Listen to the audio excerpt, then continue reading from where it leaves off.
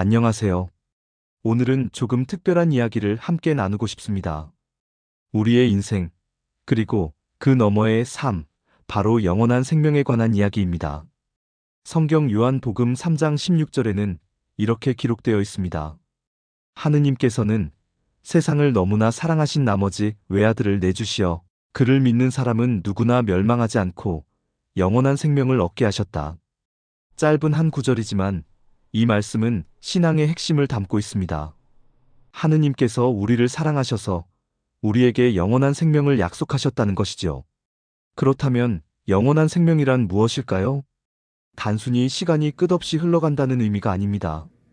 하느님과 함께하는 삶, 사랑과 평화가 가득한 삶, 죽음을 넘어서는 새로운 차원의 삶을 뜻합니다. 잠시 상상해 보시겠습니까? 햇살이 따뜻하게 창가를 비출 때 따뜻한 차를 한 잔 들고 앉아 있으면 문득 마음이 고요해지고 평화로워지는 순간이 있지요. 그 짧은 평화가 순간이 아니라 영원히 이어진다고 생각해 보십시오.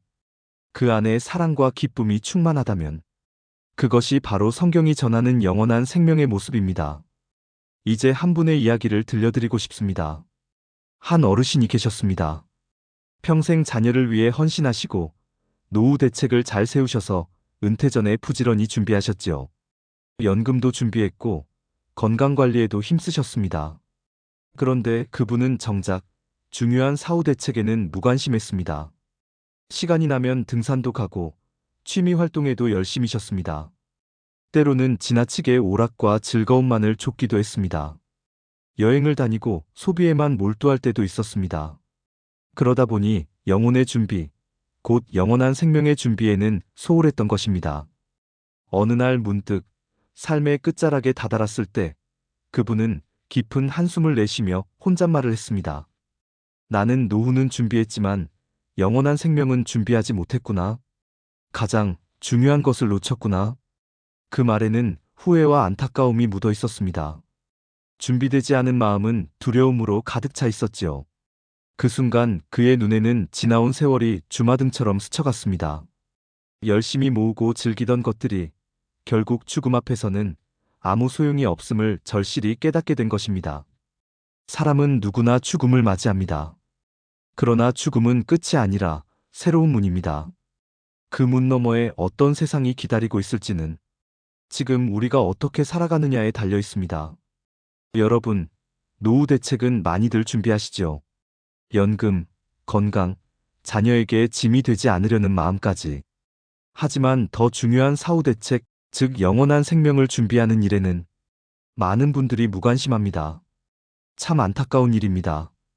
실제로 우리는 삶의 많은 부분을 당장 눈앞의 즐거움에 쓰곤 합니다.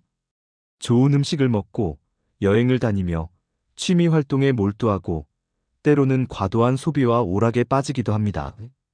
이것들이 잘못된 것은 아니지만 그것만으로는 영혼을 준비할 수 없습니다. 마치 집을 짓는데 외관만 꾸미고 기초 공사를 하지 않는 것과 같습니다. 겉보기에는 화려하지만 결국 무너지고 마는 것이죠. 이 대목에서 우리는 한 가지 중요한 질문을 던져야 합니다. 나는 무엇을 위해 살아왔는가? 그리고 무엇을 위해 앞으로 살아갈 것인가? 이 질문은 단순히 인생의 목적을 넘어 영혼의 문 앞에서 우리가 어떤 얼굴을 하게 될지를 결정짓는 물음입니다. 그리고 흥미로운 것은 실제로 임사체험을 했던 분들의 증언에서도 비슷한 이야기가 나온다는 점입니다. 어떤 이는 터널 끝에서 찬란한 빛을 보았다고 하고 어떤 이는 설명할 수 없는 평화와 사랑을 경험했다고 고백합니다. 누군가는 세상에서 누리던 부와 명예가 아무 의미 없음을 깨닫고 진정 중요한 것은 사랑과 믿음이었다고 고백하기도 했습니다.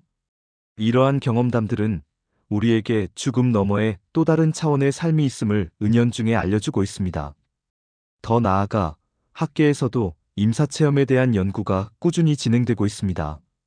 미국과 유럽의 여러 대학에서는 심장 박동이 멈췄던 환자들이 공통적으로 밝은 빛, 평화, 혹은 삶의 회고 같은 경험을 한다는 보고가 발표되었습니다. 과학적으로 모든 것을 다 설명하지는 못하지만 이러한 연구들은 죽음 이후의 세계가 단순한 상상이 아님을 시사합니다. 학문적으로도 영혼에 대한 탐구가 이어지고 있다는 사실은 우리가 신앙 안에서 믿는 영원한 생명의 메시지를 더욱 진지하게 받아들일 이유가 된다고 할 수 있습니다. 생각해 보십시오. 공항에 도착했는데 여권도 없고 짐도 챙기지 않았다면 아무리 좋은 비행기가 기다리고 있어도 우리는 목적지에 갈 수 없습니다. 영원한 생명도 그렇습니다.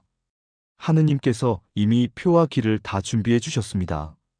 하지만 우리가 받아들이지 않는다면 그 약속을 누릴 수 없습니다. 씨앗도 마찬가지입니다. 땅에 심기지 않으면 썩어 없어지고 맙니다.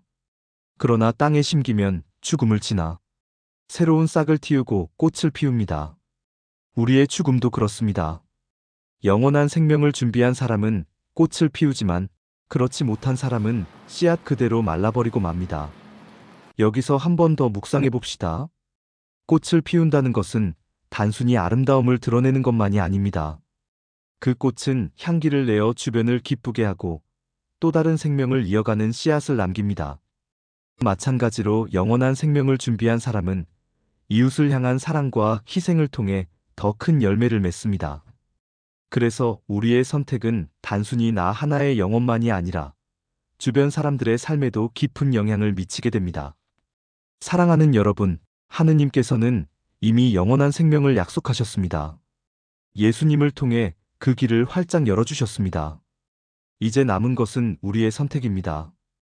믿음을 받아들이고 사랑을 실천하며 매일의 작은 희생과 나눔 속에서 그 길을 걸어가는 것입니다. 여기에 더해 우리가 실천할 수 있는 구체적인 방법들도 있습니다.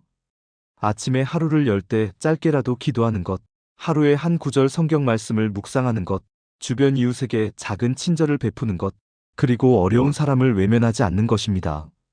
이 작은 실천들이 모여 영혼을 준비하는 큰 길이 됩니다. 그리고 이 작은 습관들이 쌓일 때 우리의 마음은 더욱 단단해지고 삶의 의미는 깊어집니다. 여러분, 혹시 오늘 하루가 내 생의 마지막 날이라고 생각해 본 적이 있으십니까? 만약 오늘이 마지막이라면 우리는 무엇을 가장 먼저 하고 싶을까요? 가족을 끌어안고 사랑한다고 말하는 일일까요?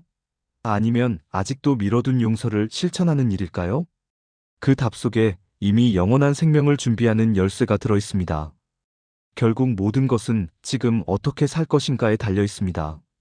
오늘 하루의 선택 속에서 영혼을 준비하는 사람은 죽음을 두려움이 아니라 희망으로 맞이할 수 있습니다. 그러나 준비하지 못한다면 죽음은 두려움과 공허로 다가올 것입니다. 그러니 노후 대책만이 아니라 사후 대책도 꼭 챙기셔야 합니다. 기도로 하루를 열고 성경 말씀을 묵상하며 작은 일상 속에서도 사랑을 실천해 보십시오.